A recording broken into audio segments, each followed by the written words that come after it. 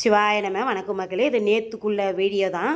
ஏன்னா நான் ஒரு 5:15 மணிக்கு மார்க்கெட்டு போயிட்டுருந்தேன். மார்க்கெட்டு போகும்போது நான் வந்து சுல்தான்பாளையம் தாண்டி முண்டேடிப்பாளையம் பக்கம் போயிட்டேன். போகும்போது சரி ஒரு கார் வந்து வேகமாக வந்துட்டுருக்குது. அந்த பக்கம் வந்து வந்துட்டுருந்தது ஒன் வேல. நான் இந்த பக்கம் வந்து இந்த பக்கம் சைடு மார்க்கெட்டுக்கு போனேன். அவன் வந்து சுல்தான்பாளையம் வரத்துக்கு வந்துட்டு இருந்தாப்புல. வந்தவன் படு ஸ்பீடாக வந்தான் பாருங்க. என்னடா வந்து ஸ்பீடாக வரானுன்னு சொல்லிட்டு நான் அந்த சைடு போயிட்டேன். போகக்குள்ளே இவன் வந்து யூட்டர்ன் பண்ணுறவன் ஸ்லோ பண்ணி யூட்டர்ன் பண்ணணும். வந்த ஸ்பீடுக்கு யூட்டர்ன் பண்ணால் பாருங்கள். டக்குன்னு தடுப்பு சுவரில் பட்டோர்னு அடித்து இந்த கார் பாருங்கள் என்ன பாட்டாக போயிடுச்சு. அவனுக்கு நல்ல பயங்கரமான அடி. அவனை வந்து ஆம்புலன்ஸ் வந்து தான் தூக்கிட்டு போனது. நான் அங்கேயே ஒரு 3/4 மணி நேரம் நின்றுட்டேன்.